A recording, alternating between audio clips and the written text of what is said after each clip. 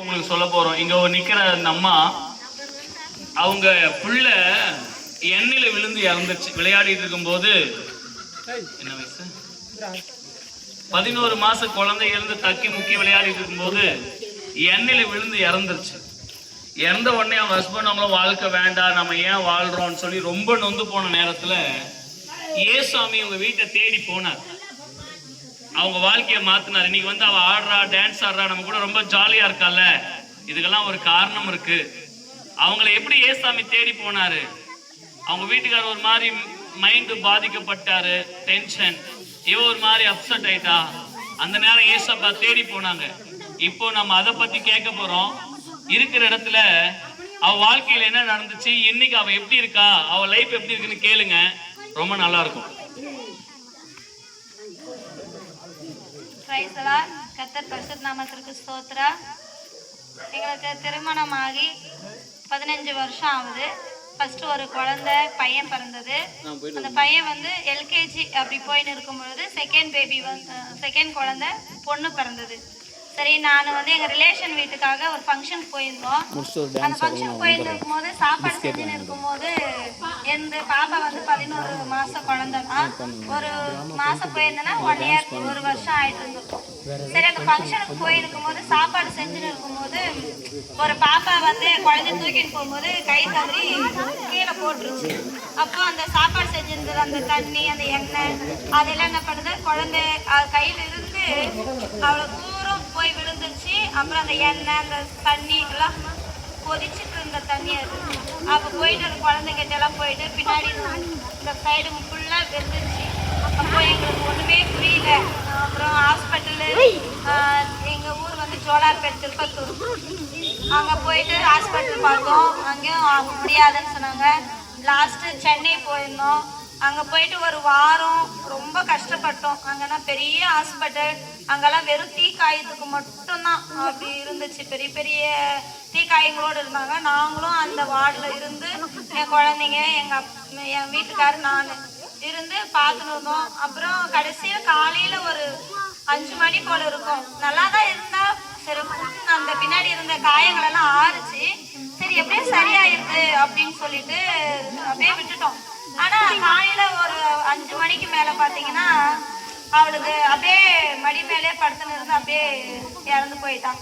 அப்போ அந்த இழப்பு வந்து எங்களுக்கு வந்து ரொம்ப பாதிப்பு உண்டாச்சு. ஏன்னா நாங்களும் சின்ன வயசுலேயே கல்யாணம் ஆகிட்டு, எங்கள் வீட்டுக்காரர் ஒரு 24 வயசு, எனக்கு ஒரு 18, 19 வயசு இருக்கும். அப்போது ரொம்ப அவரும் வந்து போயிட்டாரு. என்ன பண்ணுறது, மென்டலி ரொம்ப டிஸ்டர்ப் ஆகிட்டாரு. நாங்களும் பெங்களூர் ஹாஸ்பிட்டல் போனோம், சென்னை ஹாஸ்பிட்டல், அப்புறம் நாங்கள் கும்பிடுற சாமி, அப்புறம் இந்த மாதிரி நிறைய என்னென்ன ட்ரீட்மெண்ட் பண்ண முடியுமோ அந்த ட்ரீட்மெண்ட் பண்ணோம். எந்தெந்த கோயிலுக்கு போயிட்டு நேர்த்தி கடன் செய்யணுமோ அதெல்லாம் செய்தோம்.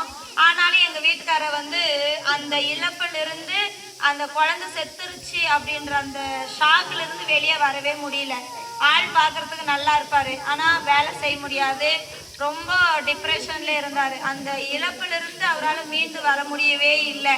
அப்புறம் எங்கள் வீட்டு பக்கத்தில் ஒரு அக்கா இருந்தாங்க. அந்த அக்கா தான், நீங்கள் எங்கெங்கேயோ போயிட்டு வந்தீங்க, உங்களுக்கு செட் ஆகலை, லாஸ்ட்டு ஒரு டைம் நீங்கள் இயேசு சாமியை தேடுங்க, அங்கே உங்களுக்கு ஆண்டவர் வந்து உங்களுக்கு சுகத்தை தருவாங்க அப்படின்னு சொன்னாங்க.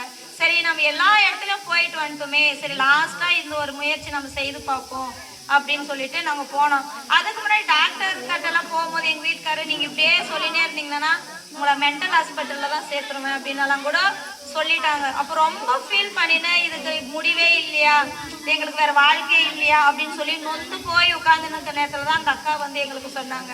அப்போ அந்த அக்கா கூட்டின்னு போயிட்டு அவங்கக்கிட்ட ஒரு பாஸ்டர் வந்து ஜெபம் பண்ணி இவருக்கு ஒரு தேவையான சத்தியங்களை சொல்லி ஜெபம் பண்ணி அனுப்புனாங்க. நாங்கள் அதை அப்படியே அவங்க சொல்கிற மாதிரி ஜெபம் பண்ணோம். தேவன் எங்களுக்கோட வாழ்க்கையில் வந்து ஒரு புது மாற்றத்தை கொடுத்தார். அதுக்கப்புறம் கொஞ்சம் கொஞ்சமாக நாங்கள் சர்ச்சுக்கு போயினே இருந்தோம். நிறைய முழுமையாக அவர் விடுதலை ஆனார். நாங்களும் ரொம்ப அதிலிருந்து வெளியே வர முடியாது, ரொம்ப கஷ்டப்பட்டோம். அதனாலே ஏசாப்பாவுடைய சத்தியம், ஏசாப்பாவுடைய சுகம், அவர் சொன்ன ஒவ்வொரு வார்த்தையும் எங்களுக்குள்ள மாற்றத்தை ஏற்படுத்துச்சு. கொஞ்சம் கொஞ்சமாக அப்படியே வாழ ஆரம்பித்தோம். அதுக்கப்புறமேட்டுக்கு மறுபடியும் குழந்தை வந்து எங்களுக்கு வேணும்னு சொல்லி நாங்கள் ஜெபம் பண்ணோம். அதுக்கப்புறம் நான் கன்சீவ் ஆனேன். அதுக்கப்புறமேட்டுக்கு நான் ஜெபம் பண்ணேன், ஏசப்பா எனக்கு வந்து பெண் குழந்தை தான் செத்து போயிடுச்சு, மறுபடியும் எங்களுக்கு பெண் குழந்தையே தான் வேணும் அப்படின்னு சொல்லி ஆண்டவர் சமூகத்துல என்னைக்கு அந்த கன்சீவ் ஆனனோ அன்னையிலிருந்தே நான் ஜெபம் பண்ணி கடைசியில பெண் குழந்தைய தான் தேவன் கொடுத்தாரு. இப்போ அவளுக்கு வந்து வயசு வந்து 12 வயசு. அப்போ நாங்க ரட்சிக்கப்பட்டு இப்போ 15 வருஷத்துக்கு மேல ஆயிடுச்சு.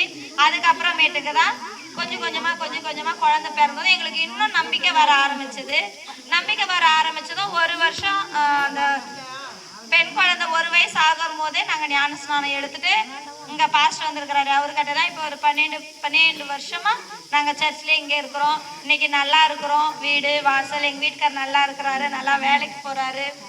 எங்க வாழ்க்கையே டோட்டலா சேஞ்ச் ஆயிடுச்சு. அப்போ வாழ்வா சாவா அப்படின்னு நாங்க யோசிச்சிருந்த நாட்கள்ல இப்போ நீ வாழதான் வேண்டும் அப்படின்னு சொல்லி இயேசு சாமி எங்களோடு பேசி இன்னைக்கு வாழ வச்சிருக்கிறாரு. இன்னைக்கு நல்ல காரு, ஆட்டோ, பைக்கு அந்த மாதிரி நல்ல தேவன் எங்களுக்கு வசதி வாய்ப்பை கொடுத்திருக்கிறாரு.